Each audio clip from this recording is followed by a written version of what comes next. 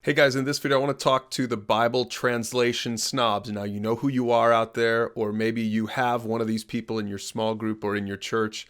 Listen, let's just be honest about it. A Bible translation snob is someone who will only use the KJV, or you'll only use the ESV, or you'll only use the NIV, or whatever. If that's you, listen up, because I've got 3 Bible passages just for you.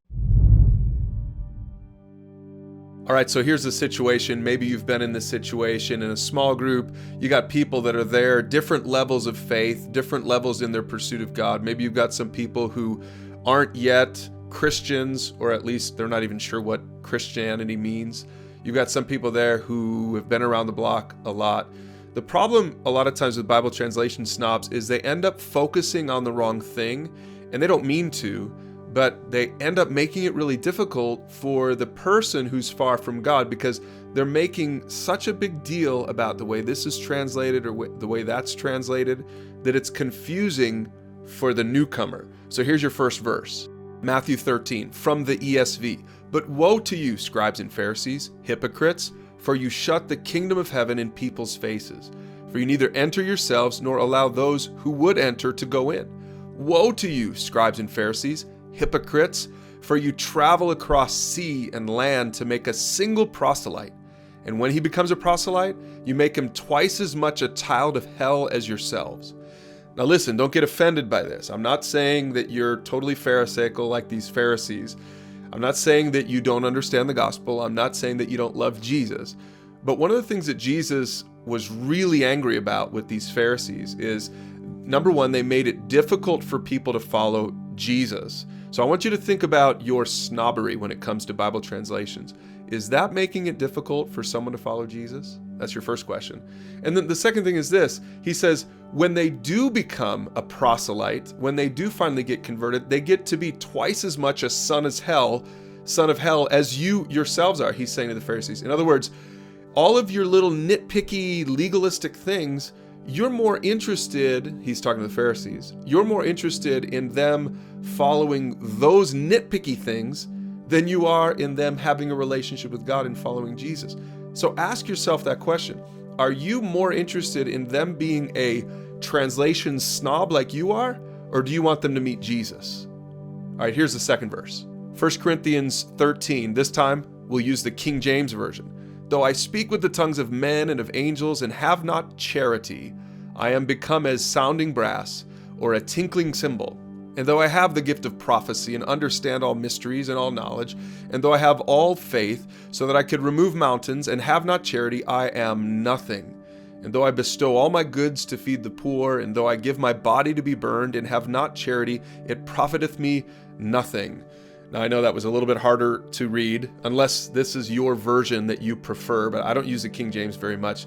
Here's Paul's point. He's talking to a dysfunctional church. Go read the rest of the passage and read chapter 12 and chapter 14. Corinth was a dysfunctional church. Why? Because they were focused on the wrong things, and they thought it was about this person that was really smart, or they thought it was about this person that had this spiritual gift.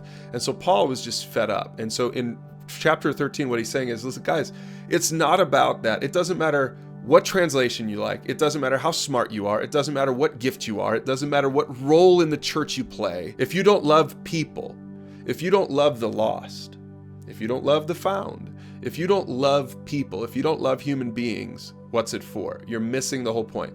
This is my contention with translation snobs. Sometimes you're missing the whole point of loving people, and you're so fixated on the translation you like that might be a more accurate translation, right? But you're so fixated on it that it's not doing anyone any good, because this guy has an NLT and you're making fun of the NLT. Well, what's he supposed to do now? Is he supposed to not read his Bible anymore? Like, you're not even thinking about how he receives that. Love people more than you love a translation. That's the point. In fact, that's the last passage we're going to look at. Matthew 22, this time the NLT.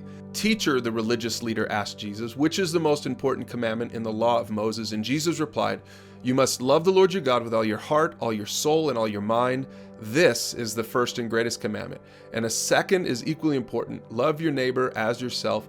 The entire law and all the demands of the prophets are based on these 2 commandments. Listen, if you are a Bible snob, remember it's all about love. If your snobbery is causing you to fail in the first and second commandment, the two greatest commandments, which is to love God and love people more than you love a translation, more than you love a theological perspective. Again, I'm not saying don't try to shore up your theology. I'm not saying don't use a good translation. I'm just saying don't be a snob about it if being a snob about it causes you not to love people who are far from Jesus.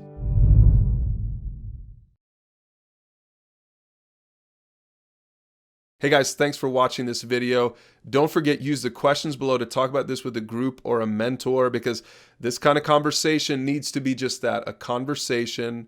Otherwise, it can come across really harshly. I hope if you're a Bible snob, I didn't offend you, but rather that you would allow maybe the Spirit of God to convict your heart if maybe you've just allowed a little bit of legalism or Pharisaism to creep into your own heart in your own life. And don't forget, subscribe to the channel to check out more of these videos as soon as they come out.